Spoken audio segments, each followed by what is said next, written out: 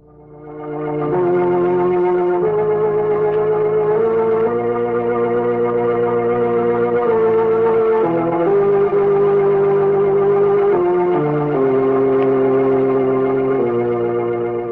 knows what evil lurks in the hearts of men? The shadow knows.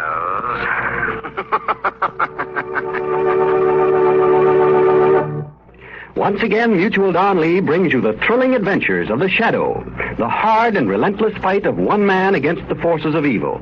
These dramatizations are designed to demonstrate forcibly to old and young alike that crime does not pay. But now, the Shadow.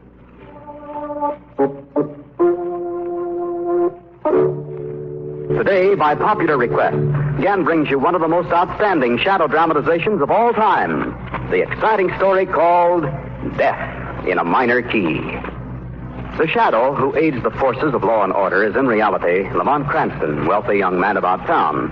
Years ago in the Orient, Cranston learned a strange and mysterious secret. The hypnotic power to cloud men's minds so they cannot see him. Cranston's friend and companion, the lovely Margot Lane, is the only person who knows to whom the voice of the invisible shadow belongs. Today's drama, Death in a Minor Key.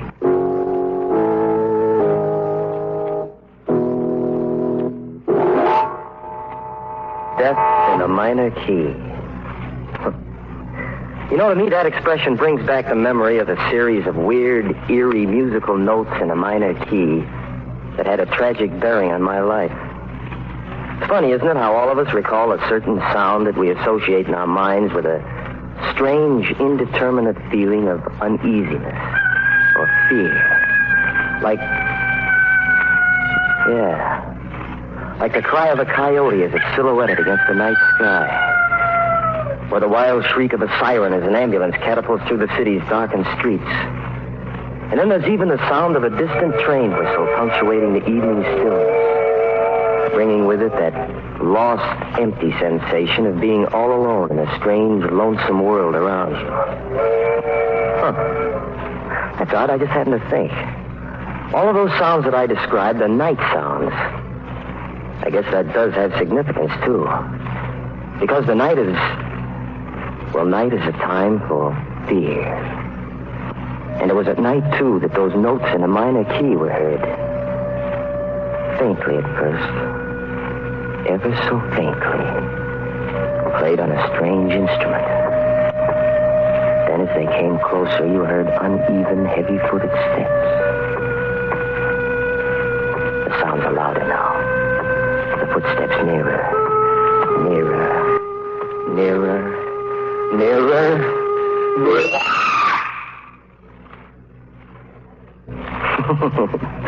Well, I seem to be getting ahead of my story. It's one that I think will interest you, so if you'd like me to pass it on, suppose I start at the beginning. My name is Terry Mason. My mother and father died in an accident when I was 12, and I was brought up by an only uncle. My story really begins down in Santo Domingo, where I spent 2 years supervising one of the family plantations. Well, Santo Domingo was all right, but believe you me, I was a very happy guy when the day finally arrived for me to board a ship to return to the States. The main reason for that happiness was, because I was in love. Yeah, not only in love, but on my way to get married.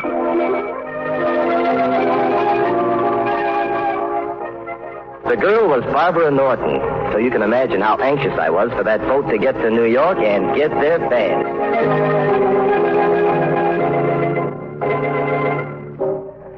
Well, I got to New York all right, and the following day in a little church downtown. Do you, Barbara Norton, take this man to be your lawful wedded husband? I do. I do. Yeah, it was a beautiful ceremony, I guess. But I wasn't the man who married Barbara Norton. What happened? Well, there were probably a dozen reasons, so let's just say that 2 years was too long for her to wait. Well, a thing like that's pretty tough to take. All my hopes and dreams of a future were wrapped up in Barbara. Then all of a sudden, boom, there's nothing. After she was gone, there was only one thing to do. Try to forget. to lose myself in bright lights, music, and the gay whirl of the city's night spots. When one place would close, I'd dig up another. My favorite hangout was the Sky Room. Of course, I know I shouldn't have gone there because everyone knew me. But I just liked the idea of kicking it around 40 stories above the ground. I never took a table, just sat at the bar and listened hazily to the jumble of conversation around me. Care to dance, Margot? Not yet, Lamont. I'm having too much fun just watching. Darling. You see that young man sitting at the bar? You know, he's been staring at you for the past 10 minutes. Hey, wait a minute. I believe I know him. Of course, that's young Terry Mason. For heaven's sake, I haven't seen him in years. Well, if he's his friend, ask him over. You mind? No, I wish you would. Terry? Hey, Terry. Yeah? Oh, Lamont. Come on over. If he can make it. Oops, he almost landed on that table. Hello, Terry. I'm glad to see you. How are you, Lamont? Well, fine, thank you. This is Miss Lane, Terry. How do you do? How are you, Sit Terry? down. All right. Now, tell me, where have you been all these years? No, Santa Domingo plantation stuff. 2 years of it. Finally got fed up and came back, huh? Are you kidding? Well, what do you mean? You know why I came back. I'm afraid I don't. Hey, you see, Miss Lane, that's Cranston, always the gentleman. Well, I'll tell you, my friend, I came back to get married. But you want to know what happened? I was jilted. Oh, that's a shame. There was I, waiting at the church. Oh, come on, let's have a drink. Who was the girl? Barbara Norton. Barbara Norton? Yes, I know her. Nice kid. Good to her parents. Woman of her word, too. Yeah, woman of her word. Well, just what happened, Terry? I was away too long. That's the story they give me. I was away too long. But that isn't the real story, not by a long shot. What do you mean, Terry? They're all working together on this thing. They're working against me. Who's working together? My uncle, Barbara, and her father, Dr. Norton. I don't understand, Terry. My uncle controls my inheritance, Lamont. Today I learned that he and Dr. Norton were planning to confine me in the doctor's private sanitarium. What do you think of that? Well, now, maybe they're doing it for your own good. Oh, sure. Just like Barbara married somebody else for my own good. Oh, no. No, sir. They're all working together. They want that inheritance. And if they get me to that sanitarium, they know they'll have it. Where is this place, Terry? It's up the Hudson. It used to be our family home. Terry, I think you're putting too much stress on this whole thing. Lamont, you've got to believe me. If they confine me in that place, I'll never come out alive.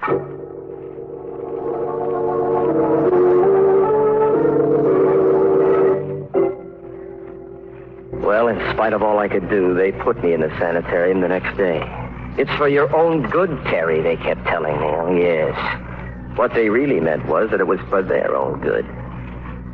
Well, I kept my eyes and ears open, waiting for something to happen. And then, that very first night in the hall of the sanitarium, a sound was heard. Faintly at first. Ever so faintly. Then footsteps. Nearer.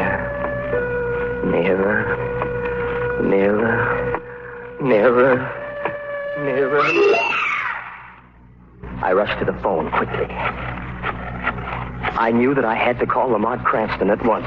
He was the only one that I could turn to. The only...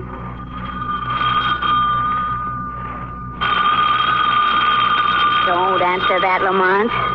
I know it'll be someone who'll give you an excuse for not taking me to the lectures. That, Margot, would be the neatest trick of the week. No such luck. I better answer. Oh. Hello. Yes. Oh. Yes, Terry. How are you? Where are you? Sanitarium. What? Murder? Are you sure? I see. Yes, I know what the place is. All right, Terry, I'll be right up. What's the trouble? It was Terry Mason. Someone's just been murdered at the sanitarium. Ooh. Come along, darling. We'll go up there at once.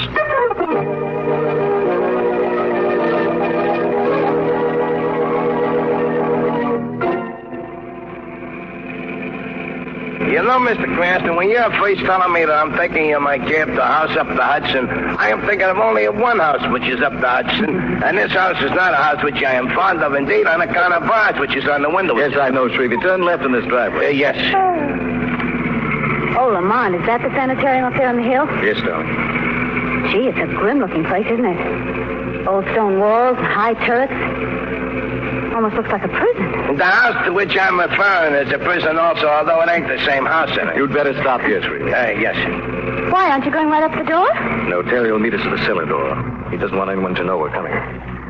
Do you really think that a murder's been committed here, darling? I don't know, Margot. The whole thing may be a wild goose chase. Young Terry's in a highly nervous condition, but I do think it's worth an investigation. You wait here, Shrevey. And I'm keeping beside me my jackhammer just in case. Come on, Not a Nellie. bad idea.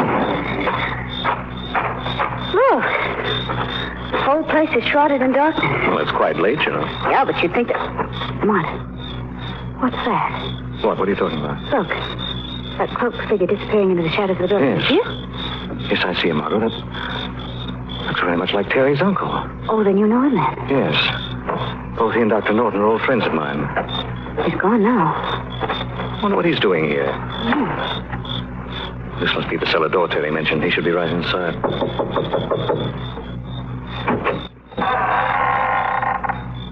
that you, Lamont? Yes, I have Miss Lane with me. I see. Come in, both of you. Watch your step. Now follow me. Terry, what is all this? You've got to be quiet, please. Murder is still in the house. Perhaps even at this very minute he's listening to our conversation. What murder? Who are you talking about? We'll stop here. Now, do you see that door? Yes. That leads to the operating room. In that room is the body of the woman who's been murdered. How do you know? They took her there a few minutes ago. Who are they? My uncle and Dr. Norton. Then that was Terry's uncle we saw. Yes. Look, Terry, how do you know that a murder's been committed? Well, I just know, that's all. Did you actually see it done? No, I didn't. Well, then. But I did hear something. Weird music in a minor key, accompanied by the uneven thump of a cripple walking. When the music reached a crescendo, the woman screamed. And then she was found dead. Who's the woman? An elderly patient here at the sanitarium. But who would kill her? What's the motive? I have a theory about that, too. In fact, it's more than a theory. That old lady who just died was a very wealthy woman. My uncle handles all of her investments. In fact, every one of them in this sanitarium is a person of wealth. And all of them are friends of my uncle and Dr. Norton. Not accusing them of murder, Terry. Why not? Why have they got me here? To get me out of the way, that's why. I'm just one of the hand-picked victims. But they're not getting me, do you hear me? No. That's why I called you to help me. Take it easy. Margot, take Terry upstairs to his room. See that he takes something to make him sleep. No, I want to know. I want to know what that music was that I heard. Please, Terry. If you want me to help, you must go along with Margot. I want to investigate a few things here by myself. All right. This way, Miss Lane. Up these stairs. Just a minute. Come on, what are you going to do? I'm going to pay a visit to that operating room, Margot. As the shadow.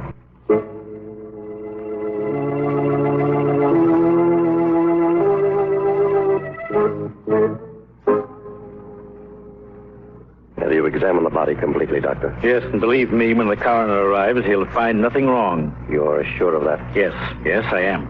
Doctor, what can we do about Terry? Frankly, I don't know. The boy must be taken care of. He must be. What was that? You'll pardon my intruding on your private conversation, gentlemen. Who are you? Where are you? I'm called the Shadow, gentlemen. Shadow. You've heard of me, perhaps? Yes. Yes, of course. You must know that although I stand here beside you, you cannot see me. By my hypnotic power, I've clouded your minds. Why are you here? I'm seeking information, gentlemen. Information about the death of that woman whose body lies on the table before you. Why, there is no information to give you. No? How did she die? We can't tell that until the coroner arrives. It couldn't have been murder, could it, Doctor? Murder? I don't know what you mean. Just before her death, did you by any chance hear music? Weird music and the sound of a cripple walking? No, we heard nothing. Why are you so anxious to get rid of young Terry Mason? Get rid of him? Yes. Didn't I hear you say the boy must be taken care of? I didn't mean it that way. Those were your words, gentlemen. Just let me warn you. I'm very interested in the welfare of young Terry Mason. And if anything should happen to him, anything at all, gentlemen, I warn you, you'll answer to the Shadow.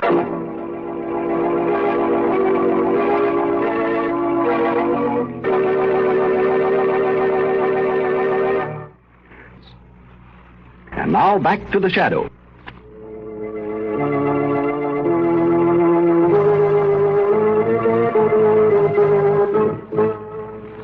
Ready to leave, Shrevey. Hop in, darling. Oh, thanks. Mr. Cranston, I ask you should ignore paying any attention to that taxi meter you should. Why, Streety? The jack handle I'm holding for my protection slipped and fell against it and upset $20. Don't worry, I'll ignore it all. I'm referring to it in my accounts as paper profits. Okay, Streety. Lamont, what'd you learn downstairs? Well, I went into that operating room and found that Terry's uncle and Dr. Norton were examining the corpse of the old woman who died. Do you think she was murdered? Well, I saw no evidence of violence. Both men swore she'd met a natural death. Then you think it was just Terry's imagination after all? No, I don't. It's hard to say at this point just what I do think. Well, do you still think that Terry might be right? Yes, I do. Well, then what do you propose to do? I think I'm going to call on you for help, darling. Me help? How? Tomorrow I want you to go to Dr. Norton's office, pretend you're verging on a nervous breakdown, and gain admittance to the sanitarium as a patient. Well, all right, but how does one acquire a nervous breakdown? How?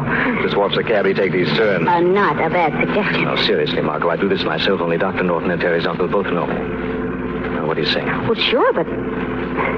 Sure, I'll do it. Good girl. You must see the doctor first thing tomorrow and gain admittance to the sanitarium no later than tomorrow night.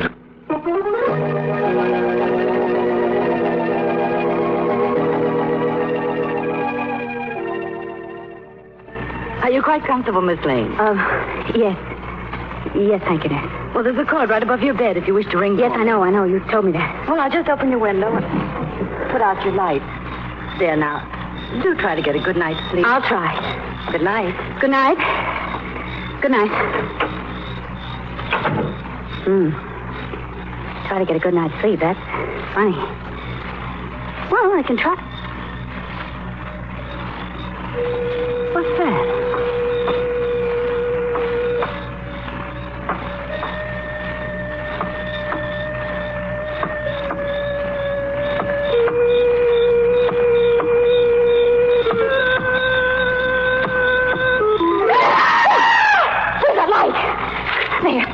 Doesn't work. The lights have been cut off. Somebody's coming in the door.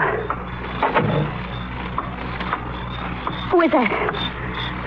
Why don't you answer me? Now don't come any closer because I'm... Shh. Quiet, Miss Lane. It's I, Terry. Oh, you frightened me. Sorry, but you must come with me to the cellar at once. The killer's loose again.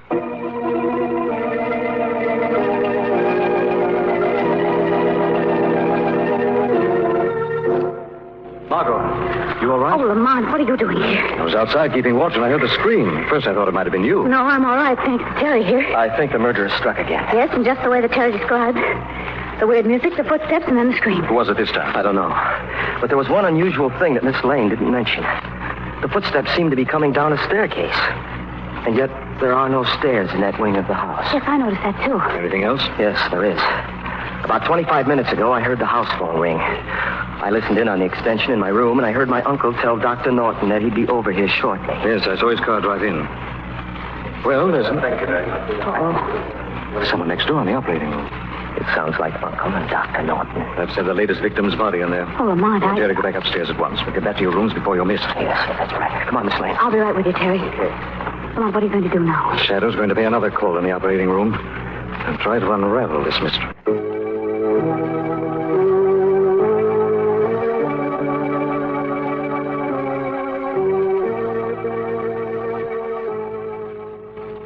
Now, see here, old man, I do think this thing has gone too far. Doctor, you promised me that we'd see this through together. I know, but the second death is too much.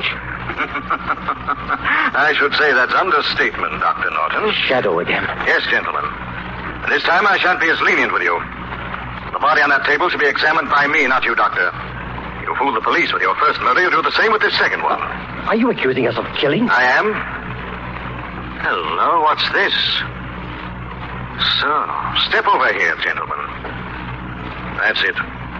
Now, examine that mark behind the patient's left ear. Look, Doctor. He's right. That tri-cornered puncture was the cause of this woman's death. Then it was murder. So, you agree with me at last? But you don't think that we killed her? I'm not sure yet. I want you both to go to Dr. Norton's study. And do not leave there until the shadow calls.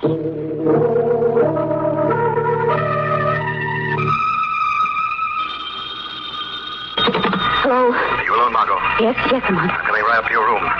The murderer is about to strike again. Oh, no. Yes, darling. I have reason to believe that you've been selected as his next victim.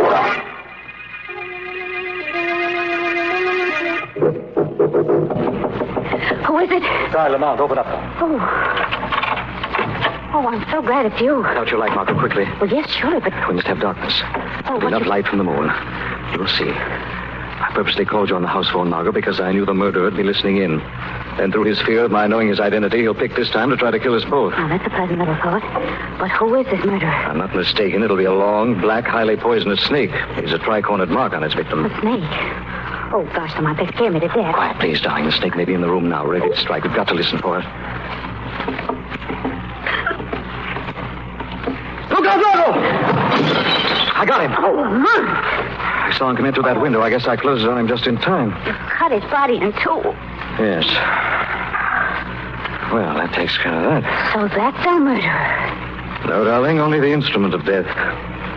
Our murderer should be paying us a call in a moment to add the final macabre touch to what he expects has been a double killing this time. Listen. You hear that? Yes, it's the same sound. I'll stand over here by the wall. It sounds again as if he were descending a flight of stairs. And yet there are no stairs. No, shut, don't speak. Let's watch that panel on the wall. See? Slowly opening. All right. Oh, you got him! Lamont, you got him! Yes, he'll play a different tune this time. Put on the light, Margot. Right.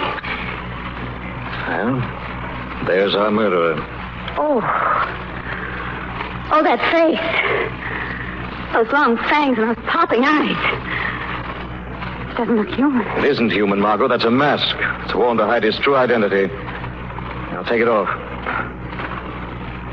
There. Well, Lamont, it's...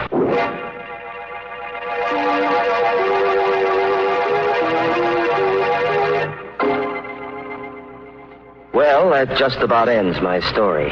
But you can see what a mess I almost got Lamont and Miss Lane into. Fortunately for them, they found out the murderer in time.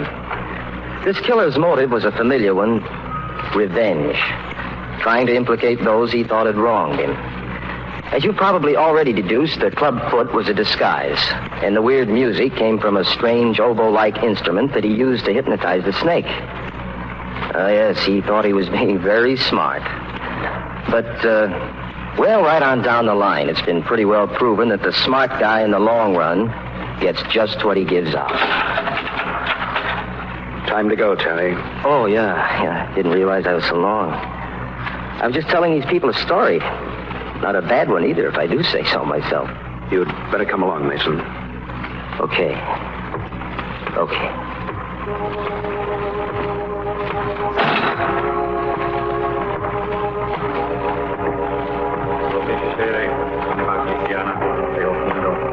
Nome Dei Patris Omnipotentis, qui te creavit, hodie sit in pace, locus tuus habitat.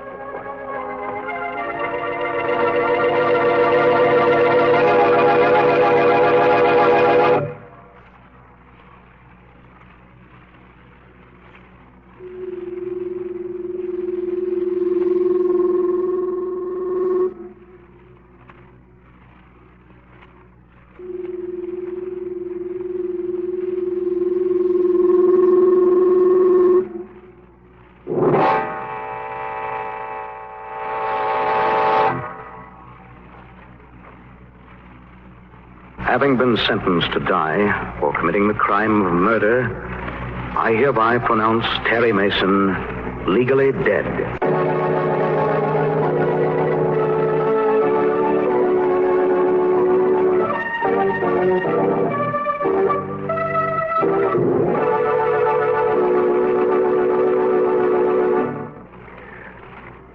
And now the shadow again.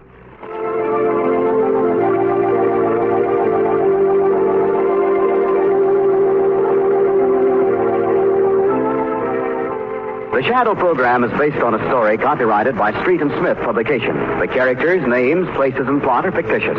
Any similarity to persons living or dead is purely coincidental. The weed of crime bears bitter fruit. Crime does not pay. The shadow knows. knows?